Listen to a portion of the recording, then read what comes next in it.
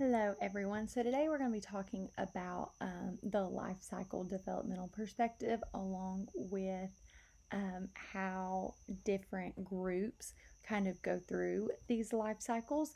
And first off, I think it's really, really important to even identify that the family life cycle helps identify problems at those different stages. And so, what can those different stages be? It can be, a family first starts marriage, and then another stage is, now they have a baby. Well, now their little baby is going to school, and next thing you know, we continue through the life cycle. Eventually, that baby that was attending school is now leaving the house, and parents have to learn how to navigate that. And then eventually, those babies will come back into the home, and parents have to learn how to, juggle. We were empty nesters, and now our kids are back, and then eventually they enter into middle-aged parents, to where they are now having to learn how to have different types of relationships with their children. And then they eventually age and they're older, and they have to learn this whole entire new part of life that they never have. And families will definitely vary in their expression at each stage of development, and will create their own value system based on their own experiences. And those experiences can be dictate upon a lot of things, especially whenever we think about marginalized populations. So, think about your own identity. For me, I'm a single white female from a nuclear family. I'm American, I'm Christian, and that dictates my own value system, and how, kind of even how I'll raise my own family one day. And so for some other types of groups, things like culture and their social class, their immigration status, their gender, those things can all impact value systems on how families will be raised. For instance, in immigration, oftentimes families that have immigrated will be much more reliant on their extended family. So children will have a bit greater attachment to grandparents and things like that because of their immigration status, and parents may leave to go to another country. And so all those things are very relevant in terms of culture, how the family breaks down life cycles. In some cultures, there are families who are having kiddos at 17, 18 years old, whenever in an American culture, that's time for kids to go to college and break free and kind of start doing their own thing.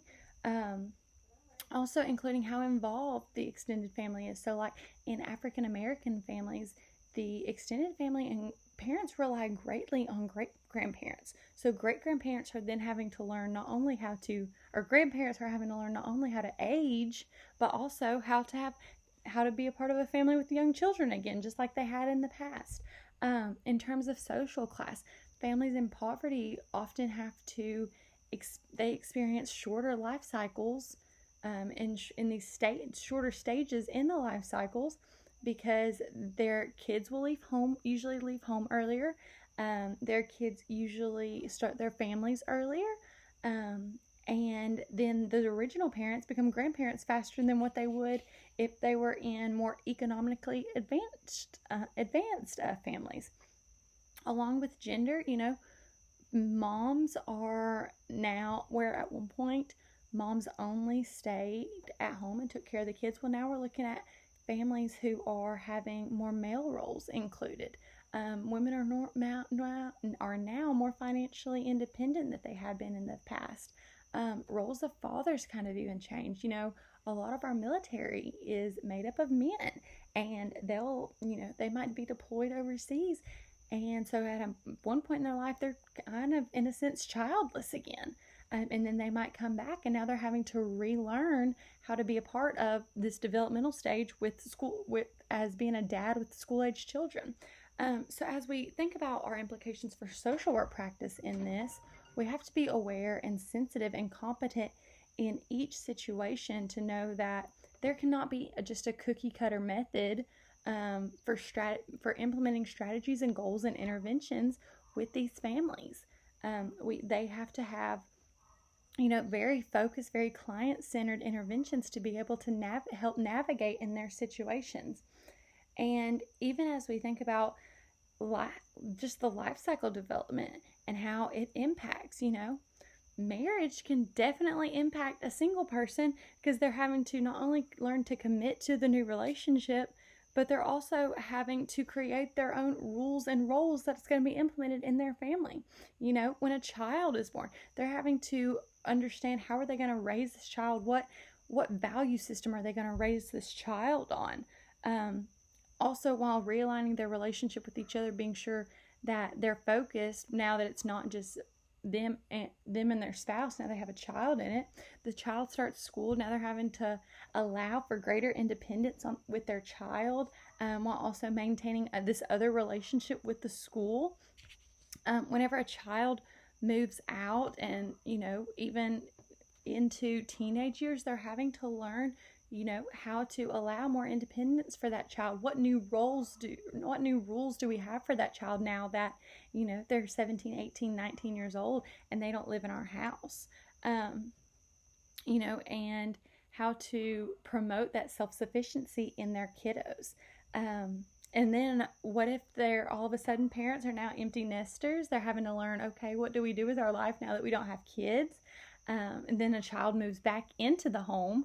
Well, once that child moves back in, now we're having to learn to make space and, figuring out our space, figuring out our role responsibilities now. Okay, well, now you're responsible for taking out the trash while we do just different things, and readjusting to having a family in the home, which is such an adjustment. For middle-aged parents, they're having to learn, how do I have a relationship with my adult child? And then you get to people who are aging, and they're having to learn, okay, how do I feel about aging? What am I going to do where I still matter? And so social workers can definitely assist in those areas to help teach families to transition from these stages. For instance, in parents who are hesitant about parenting, social workers can help have conversations about clarifying those values and what values they want to implement into their family, and really helping to zone in on the value system. For those struggling with, okay, I have this baby, now what? How do you set routines and rules to maintain your schedule? Like, yes, I have a crying infant in the room, but what am I going to do with it? And okay, well, Hubs, you go to work, but as soon as you get home, the baby's yours. However that routine needs to go, along with budgeting. Social workers can definitely help with that kind of stuff, and just teaching these life skills and developmental issues that these parents might have not known about before. Along with parents with teens, social workers might need to help navigate this new level of, okay, well, now you have more independence. You might have a driver's license, a cell phone, social media. How do we navigate this? How do we do this? And so, even puberty and sex, and how are we going to allow our child to deal with this? And social workers just have a responsibility to that. Social workers just have a responsibility to that, to help in those areas, to help, navigate through these life changes. And then I think a lot about, families who are beginning to age, like, how do they maintain their dignity? And, what kind of hobbies are they going to implement? Along with, okay, maybe we need to start planning for end of life care. Do I have a will? Like, do I have options? Or is somebody going to be given, my end of life care and just kind of been very confused and not know what I would want? Social workers can help, navigate that and kind of be a change agent to help advocate for those things. And so all this to say, the life cycle is a great way of being able to look at a very person and environment perspective, to say that this is where you're at in life. And so this is why you feel the way you do. This is why you respond the way you do, along with where you come from, your identity that we talked about earlier, your culture, your socioeconomic level. So all those things are very crucial as we look at just people and as we look at the family as a whole.